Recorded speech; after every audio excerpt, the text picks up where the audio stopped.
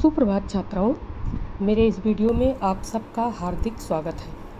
आज हम लोग कक्षा 10वीं के ब्रजवासी कविता का अध्ययन करेंगे, जिसे भक्त शिरोमणि सूरदास जी ने लिखा है। सर्वप्रथम कवि परिचय देख लेते हैं। हिंदी साहित्य के भक्तिकालीन कवियों में सूरदास का स्थान सर्वोपरि है। सूरदास भगवान श्री कृष्ण के अनन्य उपासक थे। ये ब्रज भाषा के सर्वश्रेष्ठ कवि माने जाते हैं। सूरदास जी को वात्सल्य रस का सम्राट माना जाता है।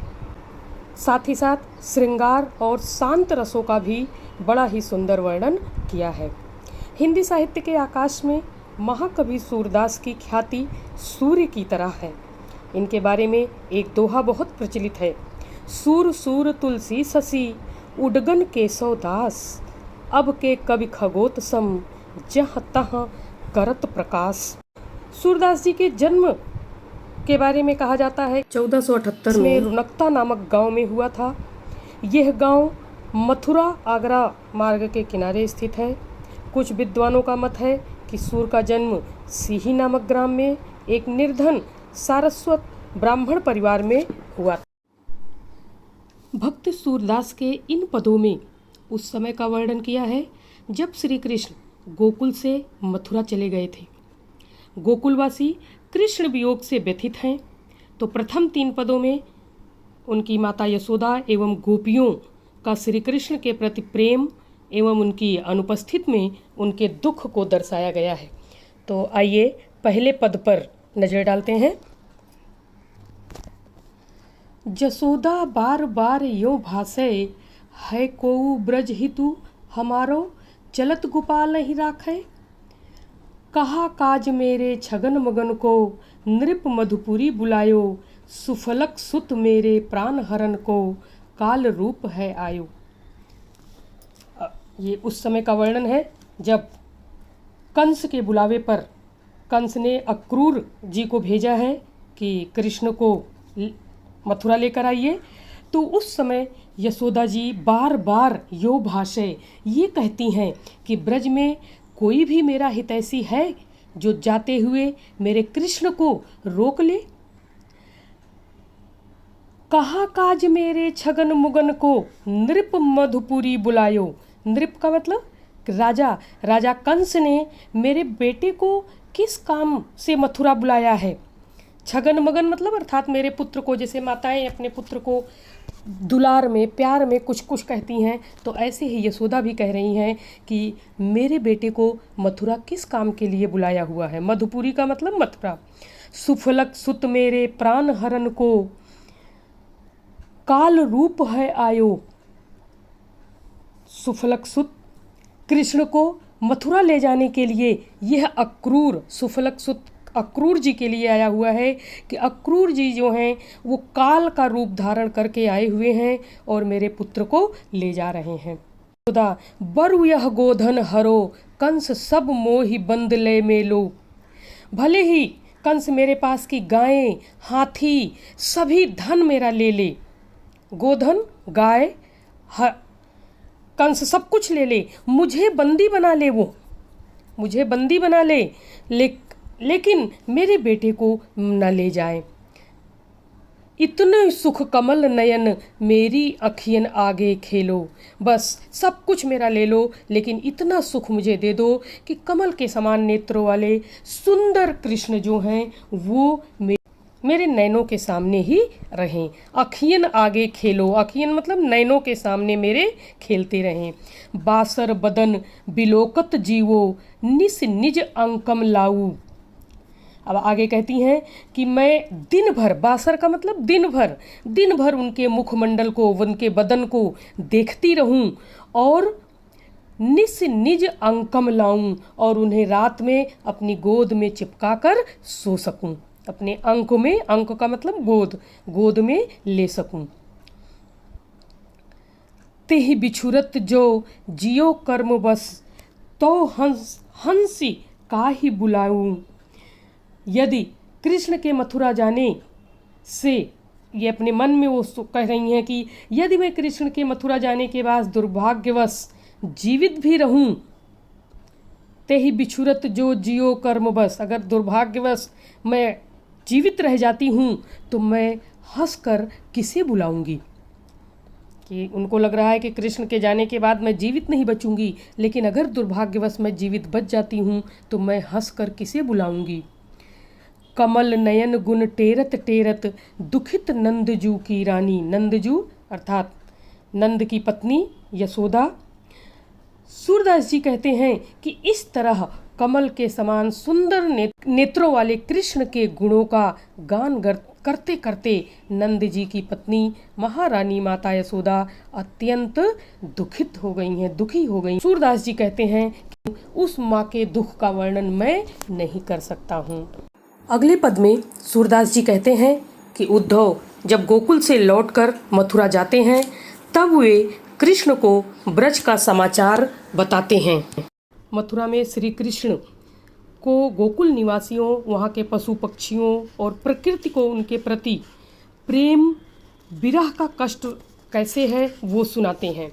तो वो देखिए, वो कह रहे हैं, कहाँ लो कहिए ब्रज की बात, सुनहु श्याम तुम बिन उन लोगनी जैसे दिवस बिहात, गोपी ग्वाल गाय गोसुत सब मलिन बदन कृषगात, परम दीन जनु शिशिर हेम हत अम्बुज गण बिनुपात। बड़ी ही गंभीर समस्या हो गई है वहाँ पर।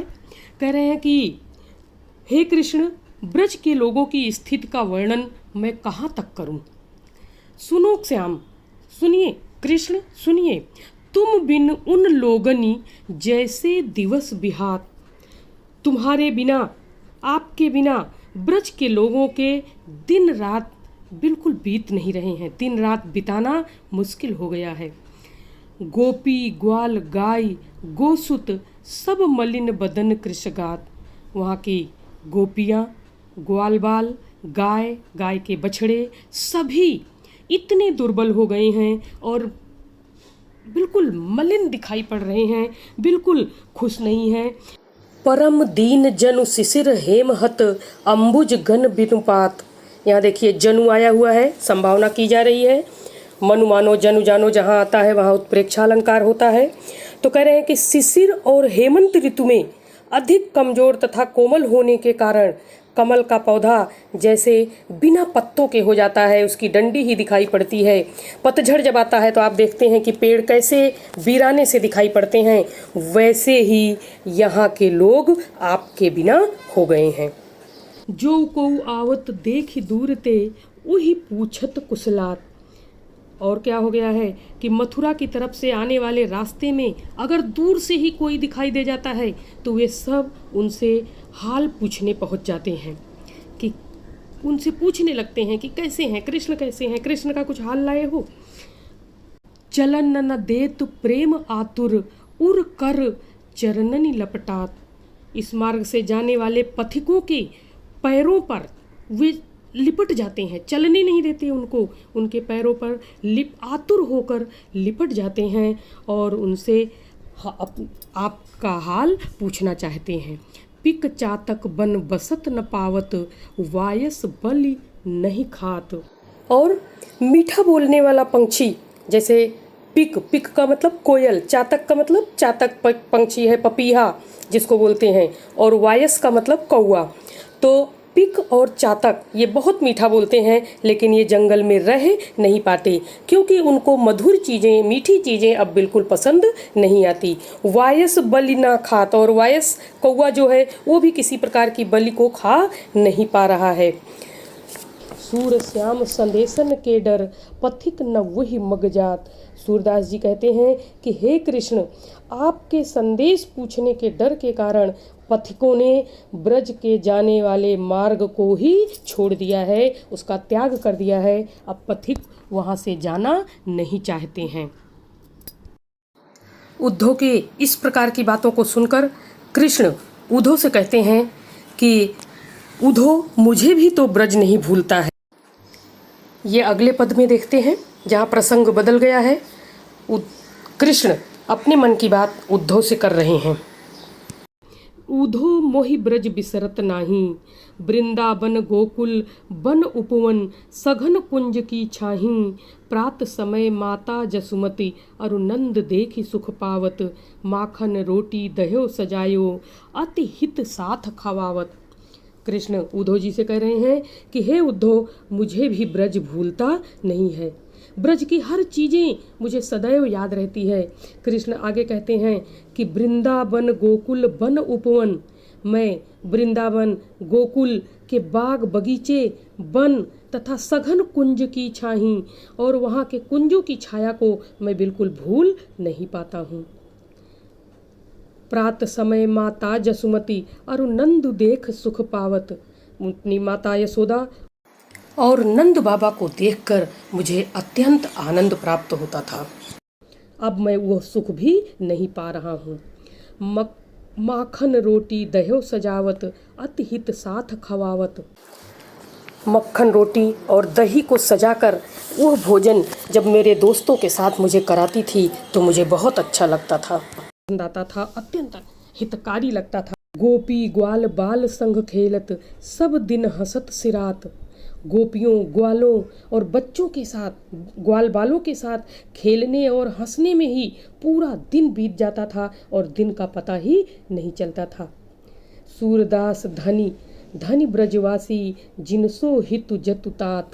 सूरदास जी कहते हैं कि ब्रज में रहने वाले लोग बड़े ही भाग्यशाली हैं, क्योंकि उनका हित चाहने वाले स्वयं भगवान कृष्ण हैं। तो ऐसे ब्रजवासी बड़े ही धन्य हैं जिनका हित स्वयं कृष्ण ही चाहते हैं। अगले वीडियो में पुनः मिलने का वादा करते हुए मैं आपसे विदा लेती हूँ। धन्यवाद।